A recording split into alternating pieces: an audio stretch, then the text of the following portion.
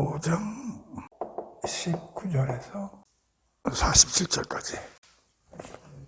지난번에 이제 베데스다 연못에서 예수님의 이제 그 38년 된 절름발이 고치신 얘기가 있었죠. 그리고 그 안식일 날 그런 일을 하셔가지고 유대인들하고 이제 안식 논쟁이 이제 붙었는데, 그거를 얘기하는 5장의 후반부 얘기인데, 이 후반부가 굉장히 어렵습니다. 그리고 여기 보면은 전부 빨간 걸로 쓰여 있죠. 이게 요한복음에 내는 첫 번째 그 예수님의 강론의 성격을 띠고 있다, 그런 얘기. 그래서 이제 읽어보면 알겠지만 이게 도대체 요점이 뭐냐, 주제가 뭐냐, 참 잡기가 굉장히 어려운데, 이거를 40초까지 지금 다 읽고 또 하려면 좀 시간이 걸리니까 이게 이제 크게 두 파트로 나눠볼 수가 있는데, 주제를 찾기가 굉장히 어렵습니다. 어려운데 이렇게 한번 생각을 해보자고. 첫 번째 부분은 도대체 하나님을 알 수 있을까? 도대체 하나님이라는 분을 우리가 알 수가 있을까? 두 번째는 알 수가 있다면 어떠한 증거나 추론을 가지고 얘기할 텐데, 이러한 증거들이 과연 확실성이나 적합성이나 진실성이나 이런 걸 과연 보유하고 있을까? 이렇게 이제 그 주제를 생각을 하고 이걸 좀 읽어보자, 그런 얘기요. 그래서 우선 19절 한번 봅니다. 그래서 예수께서 유대인들에게 말씀하셨다. 그게 이제 그 베데스다 연못에서 표적을 하신 이후에 예수께서 유대인들에게 쭉 40절까지 이렇게 쭉 얘기를 하신 거예요. 아니, 무슨 얘기를 하셨는가 한번 봅시다. 지금 나는 그 쉬운 성경 가지고 지금 읽고 있습니다. 내가 진정으로 당신들에게 밝히 말하겠다. 아들이 자기 혼자 마음대로 하는 일은 없어. 아들은 아버지께서 하시는 일만 따라 할 수 있어. 아버지께서 행하는 일은 무엇이든 아들도 행하기 때문이요. 자, 갑자기 이런 얘기를 하는 거예요.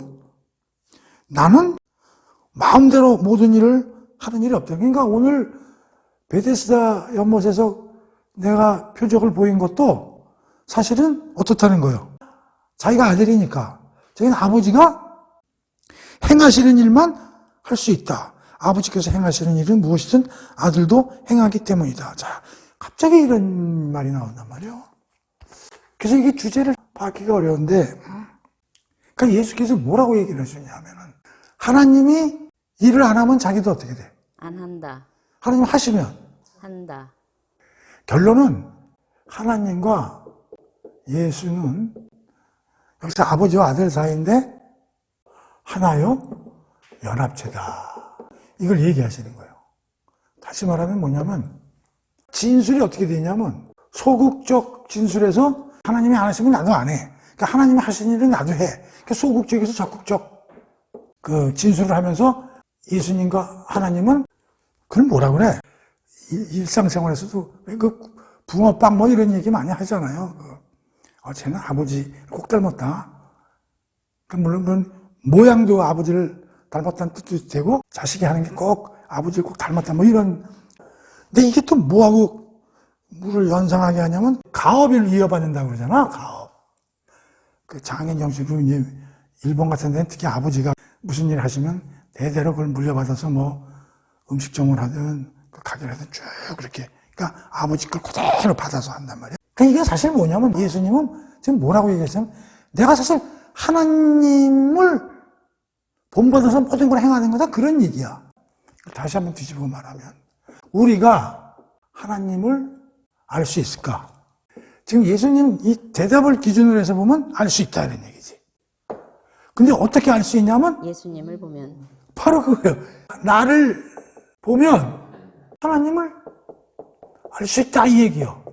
왜냐하면 내가 하나님이 안 하면 나도 안 하고, 하나님이 하면 나도 붕어빵이야.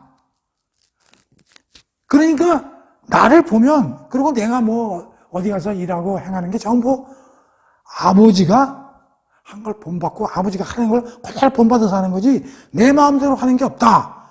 그러니 내가 하나님과, 다시 말하면 동격이요, 하나의 연합체요, 동일한 사람이다라는 것을 이렇게 표현을 얘기하는 거다, 이런 얘기죠. 그러니까 이게 얼마나 중요한 얘기냐면요. 이게 몇 절이에요, 지금? 19절이죠. 우리가 첫 시간에 그 세계관 가치관 얘기도 하고, 왜 우리가 성경을 공부해야 되는가, 이런 얘기를 이제 했는데, 그거하고는 이게 전부 맞물리는 얘기다, 그런 얘기요. 한참 전에 좀 공부를 했지만, 이 세상에 초자연적인 존재가 있는가, 없는가에 대해서, 없다! 이렇게 얘기하는 사람도 있다고 그랬고, 그 있을 수 있다! 이렇게 얘기하는 사람도 있을 수 있다고 그랬어요. 그건 자기 마음이죠. 그런데, 그럼 있다고 얘기할 때, 그러면 그 초자연적인 존재, 그분을 뭐 하나님이라고 치자고. 그러면 그분을 어떻게 알 수 있냐, 이런 얘기예요.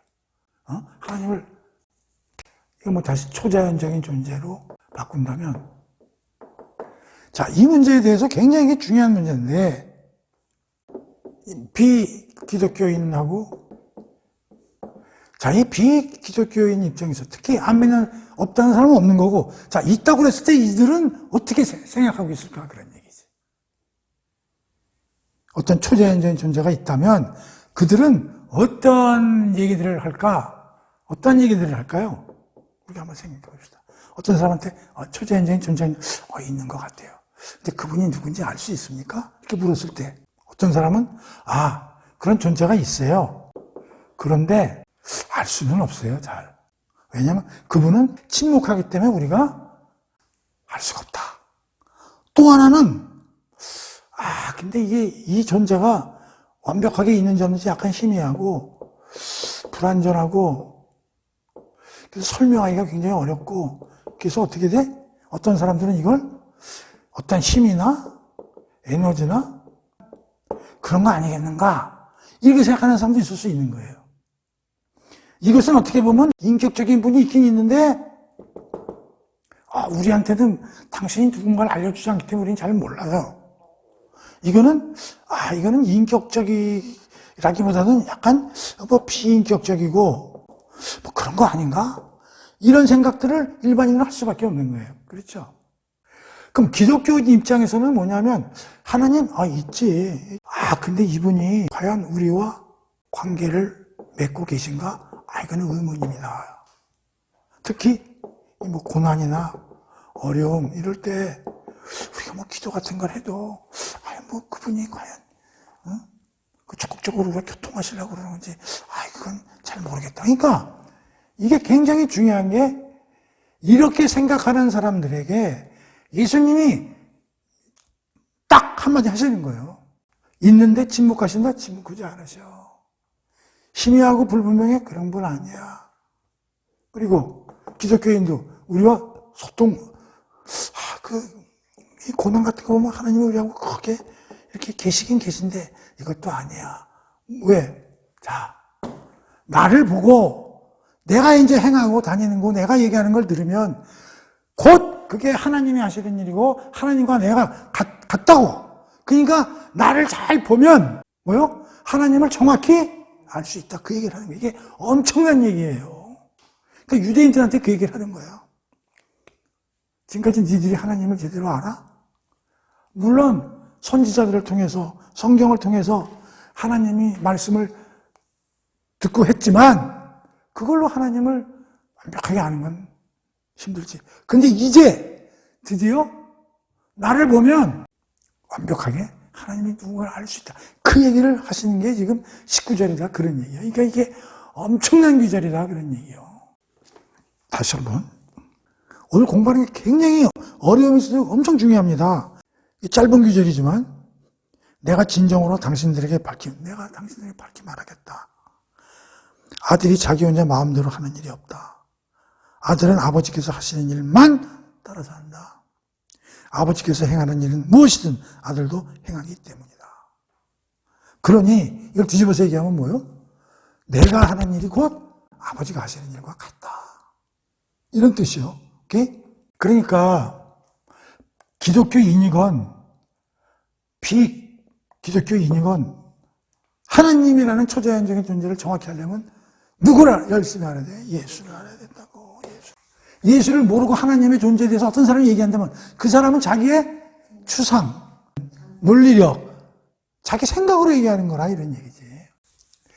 그러니까 앞에서도 얘기했지만 중국에서도 뭐 하늘, 무슨 천명 이런 걸 얘기하지만 그게 뭐냐고 물었을 때 그 사람들이 어떤 설령 논리로 된다면 그건 자기 생각이라는 얘기지. 그럼 천재를 봤냐 이거야.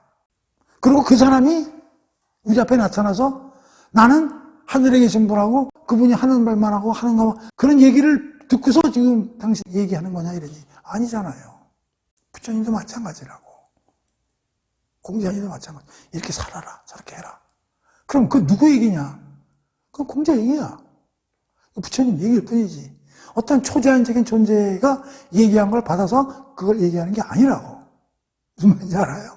20절 봅시다. 아버지께서는 아들을 사랑하셔서 아들에게는 자신이 하시는 일을 모두 보여주신다. 그렇소. 아버지께서는 이보다 훨씬 더 큰 일들을 아들을 통해 보여주셔서 당신들을 놀라게 하실 것이오. 자, 여기서는 아버지께서는 아들을 사랑하셔서 아들에게 자신이 하시는 일을 모두 보여주신다. 20절이죠.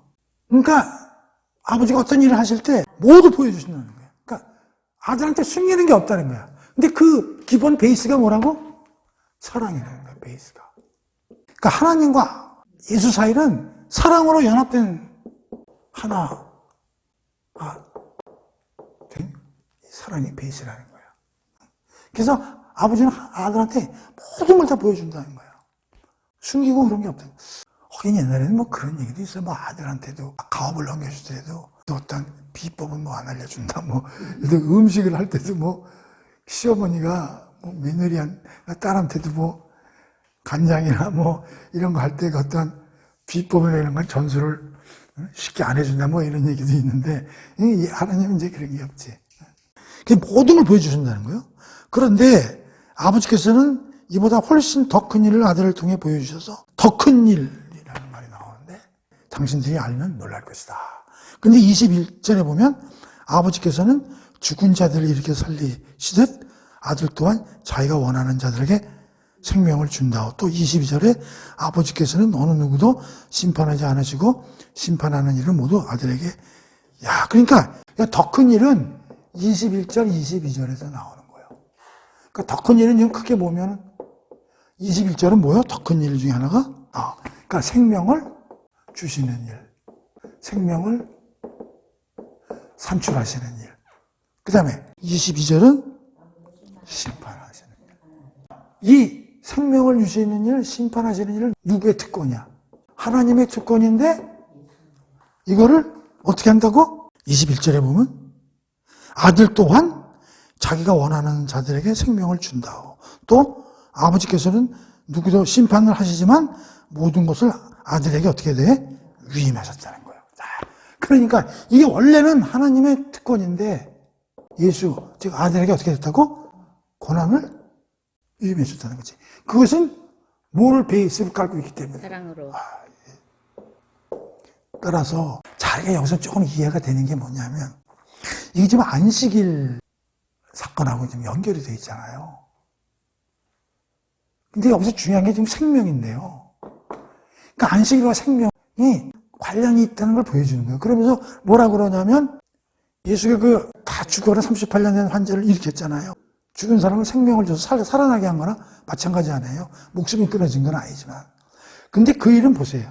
뭐냐면 우리 아버지가 어마어마하게 큰 일을 너희들한테 내가 하는 걸 알려주는데 그 아버지는 생명을 주시고 심판을 하시고 이런 어마어마한 특권을 가지고 계신 분인데 하나님이 나한테 위임을 해주셔가지고 그러니까 내가 지금 거기서 고친 것은 하나님이 고치신 거다. 우리 아버지가.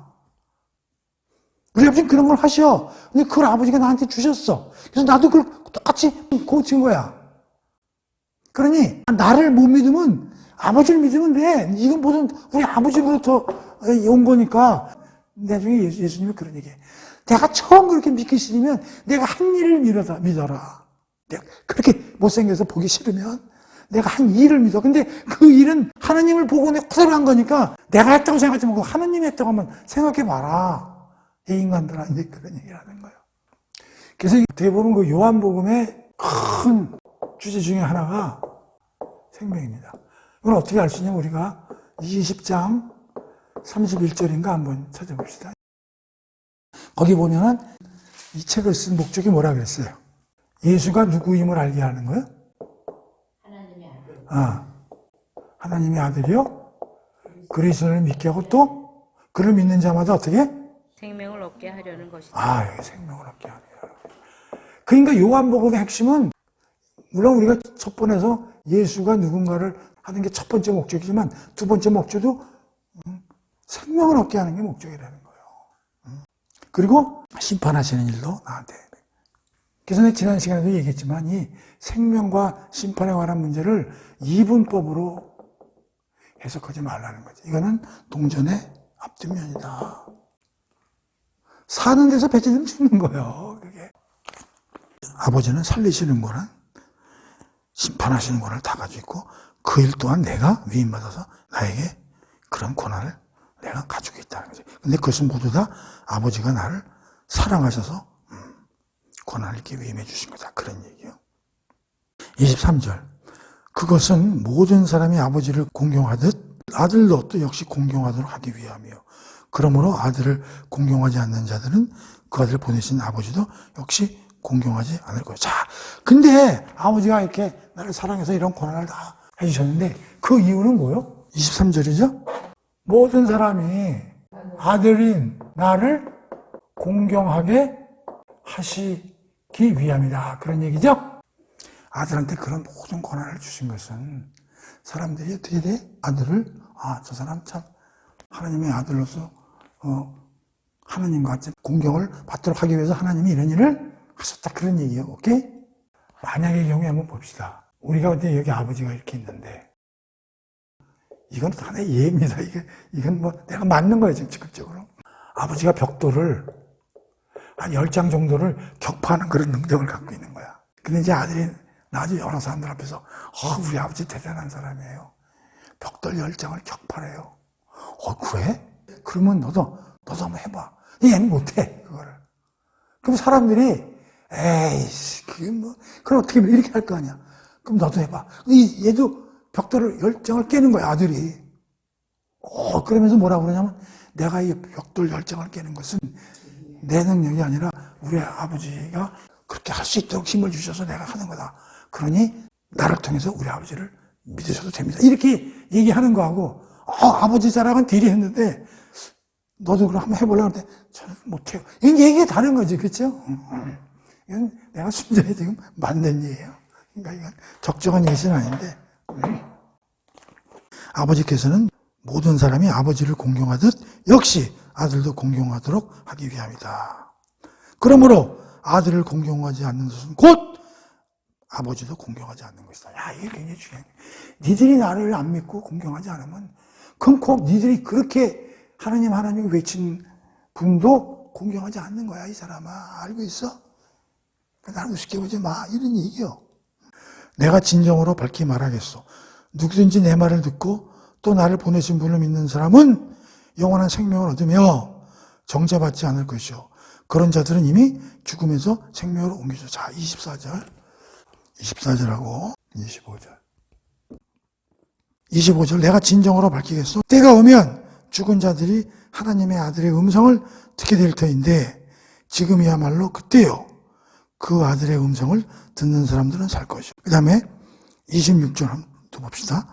그것은 아버지께서 자기 안에 생명을 갖고 계신 것처럼 아들에게도 생명을 주셔서 아들 안에서도 생명을 갖게 하셨기 때문이요. 또한 아버지께서는 아들에게 심판할 수 있는 권한을 주셨는데 그것은 아들이 인자이기 때문이요. 내가 하는 말에 놀라지 마시오. 보시오. 무덤 속에 있는 자들이 다 아들의 음성을 들을 때가 올 것이요. 그때가 오면 선한 일을 한 사람은 부활하여 생명을 얻을 것이고 악한 일을 한 사람들은 부활하여 정죄를 받을 것이요. 나는 아무것도 내 마음대로 하지 않소. 나는 오직 아버지께 들은 대로만 심판하기 때문이요. 때문에 내 심판은 올바르고 공정하오. 이것은 내가 내 뜻대로 하지 않고 나를 보내신 아버지를 기쁘게 하려고 오직 그분의 뜻대로 하려 하기 때문이요. 자, 여기서 중요한 것은 기본적으로 나를 믿으면 하나님을 믿는 것이고 나를 믿지 않으면 결국 하나님을 믿지 않는 것이다. 그렇게 얘기하는 거예요. 다시 말하면 여기서 항상 얘기하지만 하느님과 예수는 동격이고 하나의 인격체다 그런 얘기예요. 합동이에요, 합동. 같다고. 항상 그걸 얘기해요. 자, 그런데 여기서 24절, 25절이 굉장히 어렵습니다. 내 말을 듣고 나를 보내신 분을 믿는 사람은 영원한 생명을 얻으며 또 정죄받지 않을 것이요. 그런 자들은 이미 죽음에서 뭐요? 생명으로 옮겼느니라. 이게 지금 단어를 지금 미래형으로 쓴 거예요? 과거형으로 쓴 거예요? 어떻게 쓴 거예요? 옮겼느니라. 이거는 과거 시제요? 미래 시제요? 현재 시제요? 과거 아니에요? 자, 그런데 묻는 거예요. 내가 이렇게 질문을 안 했으면 여러분은 그냥 읽고 훅 넘어간다고. 자, 그 다음에 보세요. 25절은요? 또 내가 진정으로 말하겠다. 때가 오면은 미래요? 현재요? 과거요? 미래. 죽은 자들이 하나님 아들의 음성을 듣게 될 터인데 지금이야말로 바로 그때요. 그 아들의 음성을 듣는 사람들은 살 것이요. 이건 미래요? 현재요? 과거요? 미래. 그게 이제 어려운 거예요. 전부 뭐요? 산다는 거죠? 이거를 조금 풀어서 설명하면 내 말을 믿고 나를 보내신 분을 믿으면 또 나를 믿으면 생명을 얻는 거잖아요. 근데 지금 어떻게 설명하냐면 이 생명에도 세 단계가 있다는 거예요. 과거, 현재. 그런데 24절에 보면 옮겨졌다고 완료형을 쓴다고. 과거형이에요, 이게. 그러면 하나님을 믿고 예수를 믿는 사람은 생명을 얻어서 어떻게 됐다는 거예요? 정죄받지 않고 죽음에서 생명으로 체인지됐다는 거예요. 바뀌었다는 거예요. 내가 이 설명을 다시 잘 들어보세요. 이 생명은 뭐하고 관계가 있냐면 구원이라는 거와 똑같이 생각해도 돼요. 우리가 구원을 얻고 생명을 얻는다는 얘기는 어떻게 해서 얻게 되냐면 신학적으로 잘 보세요. 내 능력으로 돼요? 우리가 요한복음 1장에서 그랬죠? 예수님이 왔는데 대부분의 사람들은 믿지 않고 일부 사람들은 믿지만 그것도 그들의 스펙이나 감정이나 그들의 의지로 된 게 아니라 하나님의 은혜로 된 거라고 그랬잖아요. 하나님의 선택. 언제 선택이냐면 신학적으로 보면 창세 전. 그 다음에 예수 그리스도의 죽음으로 인한 선물. 이런 걸 통해서 우리는 죽음의 세력에서, 즉 사탄의 세력에서 하나님 은혜 속으로 소속이 체인지시킨다는 거예요. 누가? 하나님이. 이걸 다시 말로 말하면 성경에는 어떠냐면 하나님이 선택한 사람은 어디에 이름이 쓰여 있어요? 생명책에 이름이 쓰여 있다는 거예요. 이걸 우리가 구원의 사슬에서 보면 예지, 예정 이런 신학적 용어로 얘기하는데 크리스찬들은 창세전에 이미 하나님이 우리를 옮겨놓은 거예요. 우리 뜻이 아니라. 근데 어떤 걸 기반으로?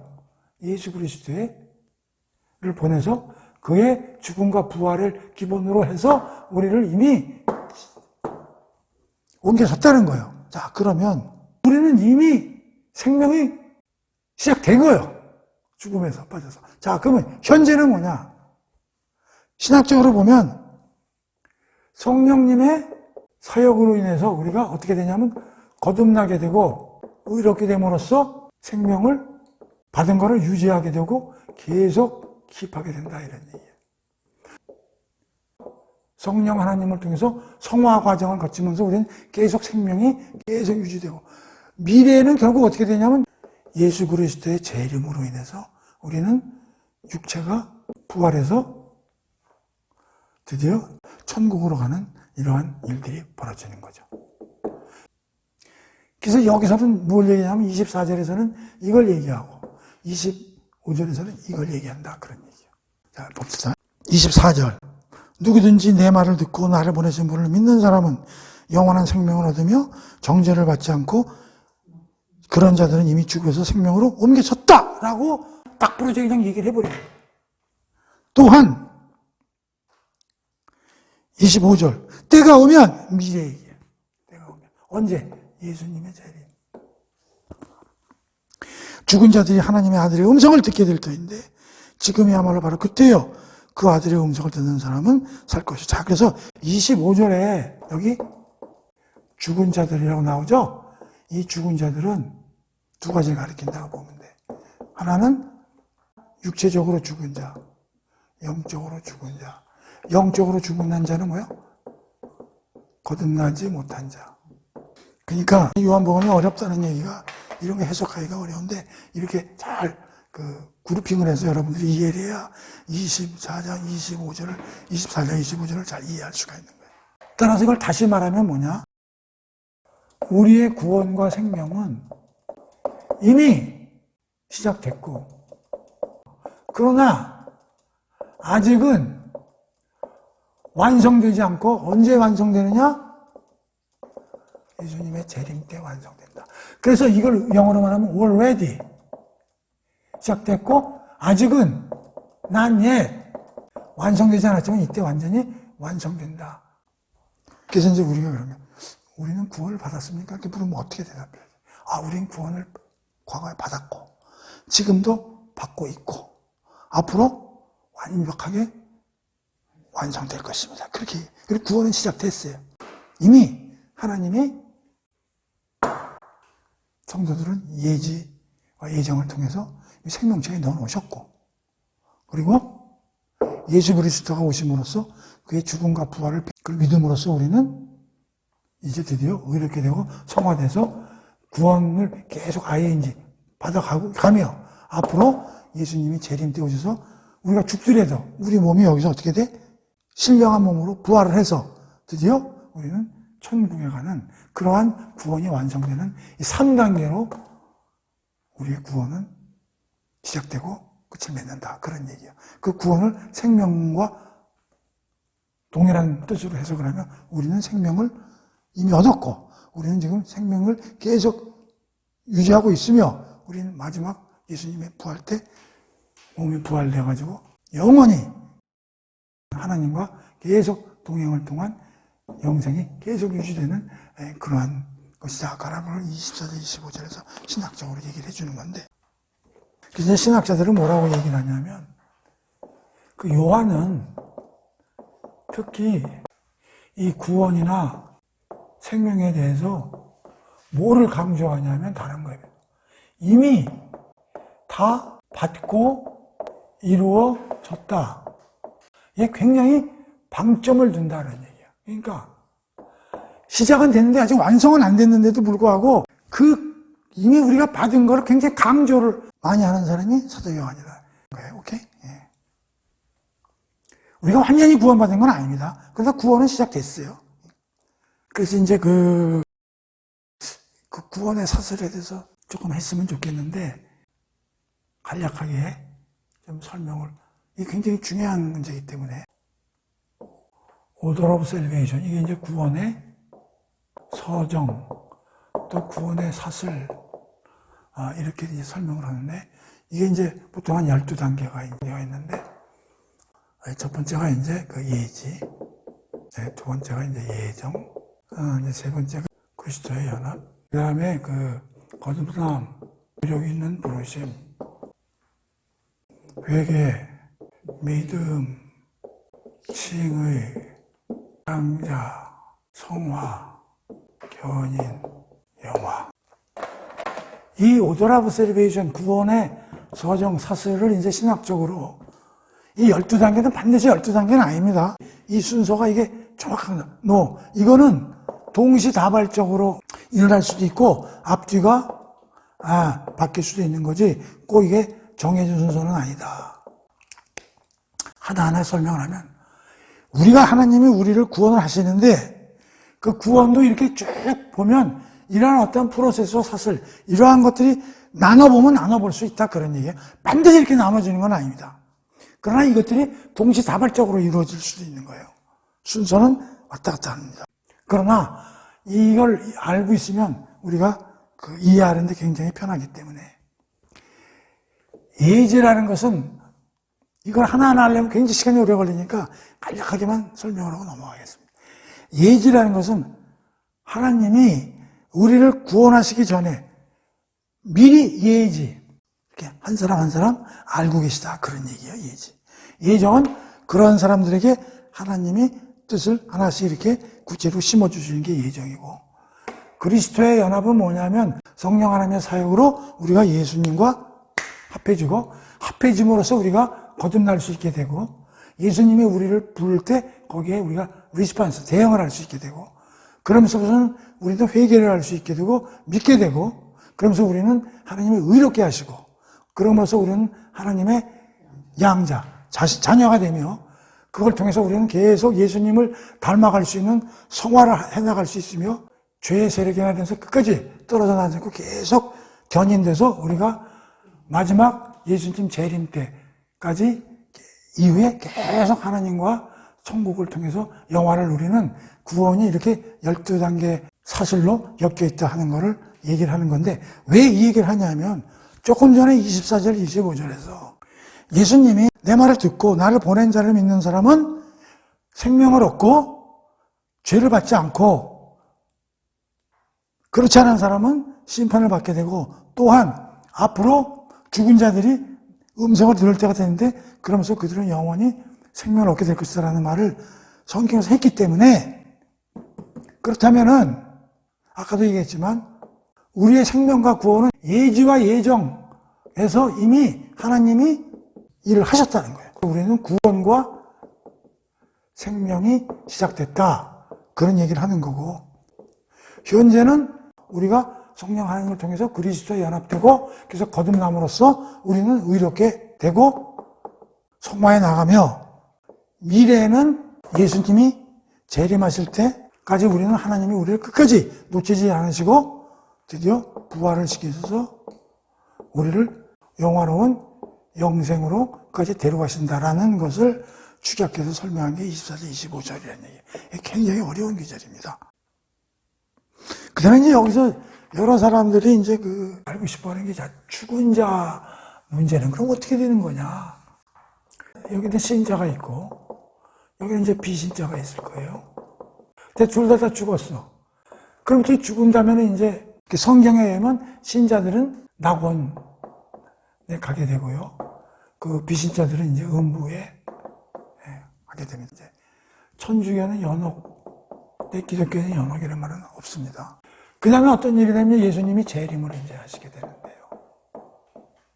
이때 어떻게 되냐면 전부 모두 다 부활을 하게 됩니다. 이거는 신자만 부활하는 게 아니라 죽은 자도 전부 부활합니다. 그러니까 모든 인류가 부활을 하게 되고요. 이 신자들은 천국으로 이제 가게 되고요. 그다음에 이제 지옥으로 가게 됩니다. 그래서 이제 우리가 천국, 지옥 하면은 사실 이렇게 해석하면 돼요. 천국은 하나님과 계속 교제를 한다고 생각하면 되고요. 지옥은 하나님과 영원히 유리, 그러니까 하나님과 영구히 분리되는 걸 지옥 간다라고 생각하면 되고요. 하나님과 계속 교제하고 동행하는 거를 천국 간다고 보면 되는 거예요. 이 과정을 이제 우리는 중간 단계다. 근데 여기서 자칫 잘못하면 부활을 신자들만 부활하는 걸 생각하면 안 됩니다. 모든 사람들이 부활을 하게 됩니다. 그래서 신자는 일로 가게 되고 비신자들은 일로 가게 됩니다. 그래서 이거를 우리는 최종 심판이다, 이제 이런 뜻으로 이제 많이들 얘기를 하는 거예요.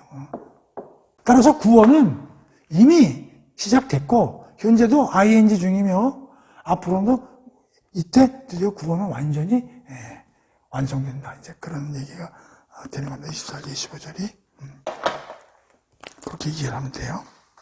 자, 26절, 그것은 아버지께서 자기 안에 생명을 갖고 계신 것처럼 아들에게도 생명을 주셔서 아들 안에도 생명을 갖게 하셨기 때문이다. 이건 뭐 아까도 얘기했잖아요. 아버지의 특권이 생명을 주시는 일, 심판하시는 일인데 그걸 아들에게 다 주셨다고. 특히 우리 1장에서도 배웠죠. 예수는 생명이고 빛이고 공부를 했죠. 그 다음에 또 아버지께서 아들에게 심판할 수 있는 권한을 주셨는데 그것은 아들이 인자이기 때문에, 인자에 대해서도 지난번에 공부를 했고요. 자, 이런 얘기를 내가 한다고 해서 놀라지 말아라. 보시오. 무덤 속에 있는 자들이 다 아들의 음성을 들을 때가 올 것이다.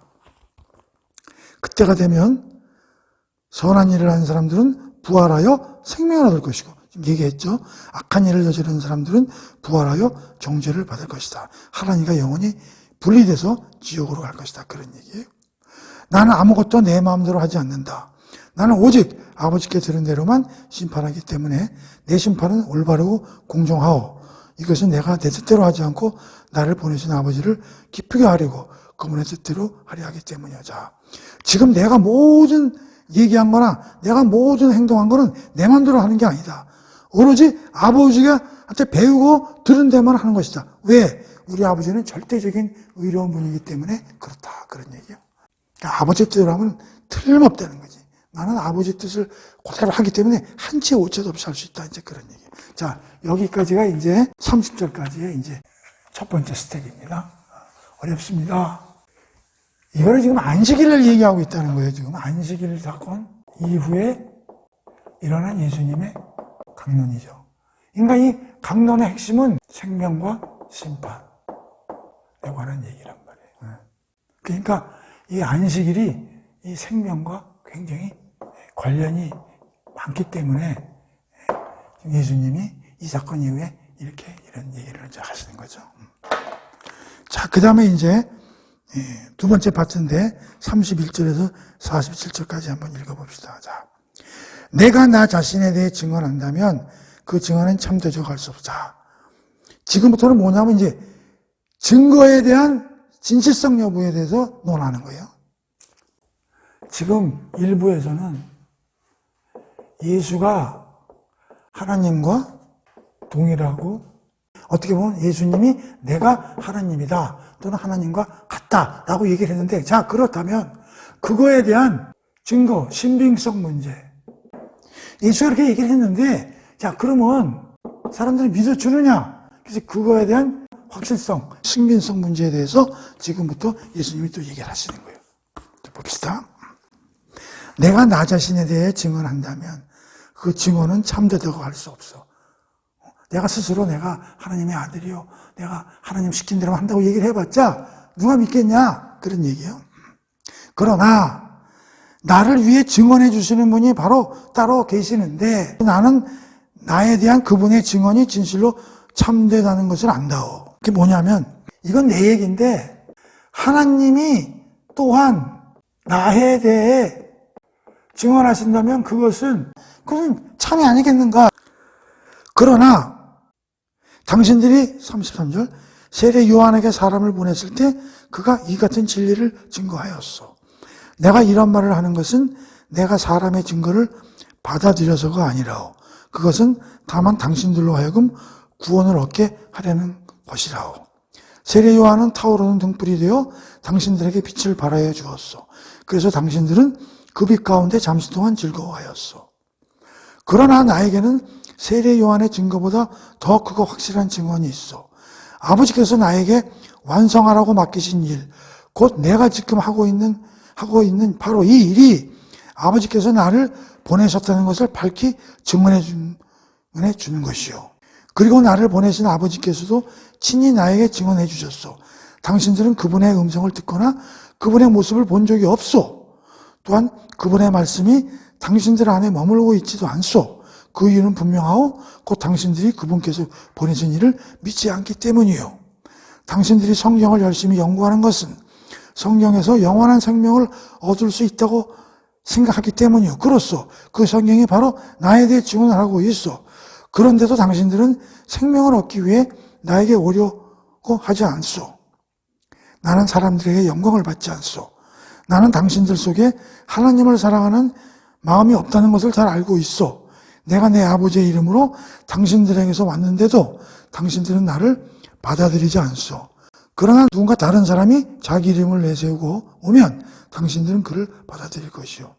당신들이 당신들끼리는 서로 영광을 주고받으면서도 정작 유일하신 하나님께는 영광을 받으려고 애쓰지 않으니 당신들이 어떻게 믿을 수 있겠소? 그렇다고 내가 당신들을 아버지께 고소할 거리라고는 생각지 마시오. 당신들은 고소하는 이는 따로 있으니 그는 곧 당신들이 소망을 걸고 매달려온 모세요. 당신들이 모세를 믿었더라면 분명 나를 믿었을 것이요. 모세가 나에 대한 관에 기록했기 때문이요. 그러나 당신들이 모세의 글도 믿지 않는데 어떻게 내 말을 믿겠소? 이렇게 길게 설명을 했는데 요약을 해서 설명하면 내가 하나님 아들이고 나와 하나님은 동일하고 또 사랑으로 연합된 사이며 또 하나님이 가지고 계신 특권인 생명을 산출하고 심판하시는 내가 고난 위임받아서 지금 세상에 내려와 이런 표적을 보이고 이런 이야기를 하는 것이다. 그래서 나를 믿으면 하나님을 믿는 것이요. 나를 믿지 않으면 하나님을 믿지 않는 것이다.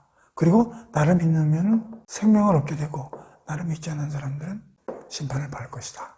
지금 이 얘기를 일부에서 한 거예요. 그런데 내가 이렇게 얘기하고 끝내면 너희들이 믿겠느냐. 그래서 예수님이 뭐라고 그러냐면 이게 진짜라면 1번 하나님이 증거하심이 최고고 두 번째는 이 이외에도 이것이 진짜임을 증거할 수 있는 게 있는데 지금 여기서 뭐 세 가지를 얘기하는 거예요. 1. 세례요한 두 번째 표적 세 번째 성경. 세례요한이 와가지고 나를 증거했고 지금 너희들이 세례요한 한 거 다 보고 있잖아. 그 다음에 또한 지금 내가 하나님이 시키신 표적을 보이고 있잖아. 그 다음에 성경에 나에 대해서 수많은 얘기들이 쓰여 있잖아.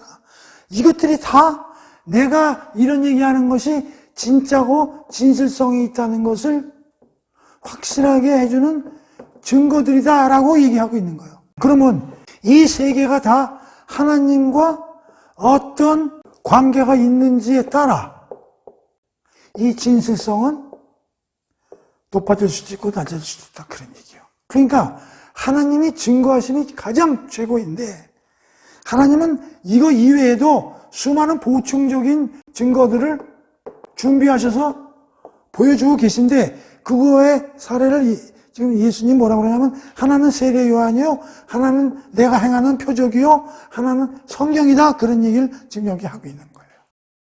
그런데 이것들 또한 증거의 신빙성이 있으려면 하느님과 어떠한 관계들을 갖고 있는가가 밝혀지면 밝혀질수록 이거에 대한 진실성은 더 높아진다. 그런 얘기예요. 그런데 세례 요한은 어떠냐? 우리가 세례 요한에 대해서 공부해봤지만 이미 하나님이 말라기에서 마지막 선지자 엘리야와 같은 선지자가 나타나서 내 아들의 6개월 앞에 먼저 태어나서 그가 오늘 거를 어나운싱하게 했다고 예언을 했잖아. 그리고 또 그의 태어남은 뭘로 태어났어? 수태고지로 태어났잖아. 세례 요한이 또 이 세상에 나와가지고 뭐라고 그랬어? 저 사람은 죄를 지어 어린 양이다. 저 사람은 죄에 대고 상해. 나는 등불이요? 그분은 태양이다. 이런 얘기를 계속 하고 다니잖아. 자, 그러니 너희들도 세례 요한이 하고 다니는 걸 들었지? 예수가 유대인들한테 얘기하는 거야. 그런데 그 세례 요한이 어떻게 됐어? 하나님과 관계가 있어 없어? 하나님이 준비시킨 사람이지? 그 얘기를 하는 거예요. 두 번째, 많은 이적을 봤지? 근데 내가 그랬지. 나는 하나님이 하시는 걸 그대로 보고 하는 사람이다. 그러면 니들이 볼 때 이건 어마어마한 기적이지. 내가 그걸 행할 수 있는 것은 뭐요? 하나님으로부터 권한을 위임받고 하나님이 그대로 하라는 걸 보고 하는 거기 때문에 니들이 이런 걸 보면 그 표적을 보니까 확실히 예수님이 지금 이렇게 얘기하는 게 이게 맞는 것 같으네. 오케이. 증거가 돼야 안 돼. 증거 되지. 또 하나. 39절에 보면 니들이 성경을 열심히 연구하는 것은 성경에서 영원한 생명, 즉 구원을 얻을 수 있다는 생각하기 때문에 니들이 성경을 열심히 읽는 거 아니겠어? 그런데 그러면 그 성경 속에서 나를 발견했어야지. 그 얘기야. 이 성경은 뭐예요? 구약이죠. 그러면 니들이 구약 공부도 하고 그랬잖아 지금까지. 그럼 왜 해? 니들이 영원한 생명을 얻고 구원을 얻기 위해서 그 책을 보는 거 아니야. 그러면 그 책에 나에 대해서 엄청 쓰여 있어.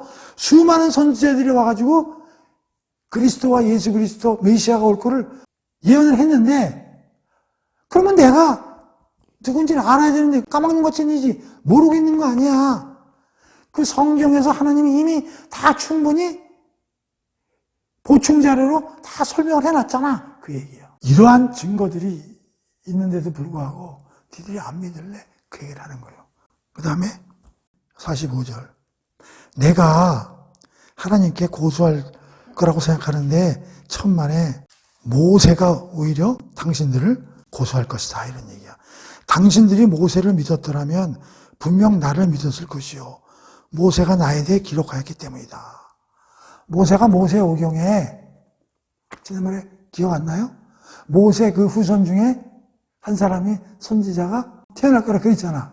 그 모세가 얘기한 거야. 그 모세 글을 잘 읽었으면 충분히 너희들이 이해를 했을 텐데 너희들은 모세 말은 믿지? 잘 믿잖아. 내 말 안 믿어도. 그럼 모세가 그럼 너희들 도와줄 것 같아?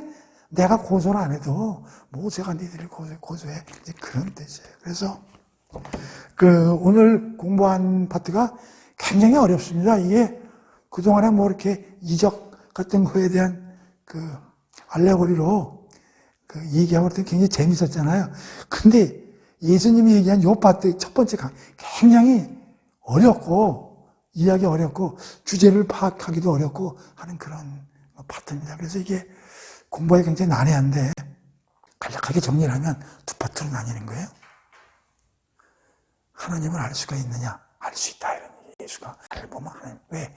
나는 하나님이 보는 거 시키는 하나님은 그대로 하는 사람이야. 그러니까 나를 보면 하나님을 알 수가 있어. 오케이? 그 얘기를 하는 거고. 두 번째는 그런데 내가 하나님의 아들이고 생명과 심판의 권한을 가지고 와서 일을 행하는 사람인데 그거에 대한 신빙성이나 증거가 세 가지를 얘기하는 거예요. 첫째 세례요한이 하나님이 준비하신 증거고 두 번째는 내가 이렇게 이적을 행하는 거 이게 또한 내가 하나님의 아들이고 내가 증거하는 것이고 또 하나는 성경이 수많은 선지자를 통해서 하나님의 말씀이 적혀있는 성경이 나에 대해서 증거하는 것이다. 이 세 가지를 통해서 내가 하나님과 함께 있었고 하나님의 그 사명을 가지고 이 세계에 내려와서 일을 하는 것이다 라는 것을 유대인들에게 얘기해주는 하나님의 예수님의 첫 번째 강론 이것이 오늘 공부한 파트 굉장히 어렵습니다. 오늘 여기까지로. 근데 굉장히 어려운데 이게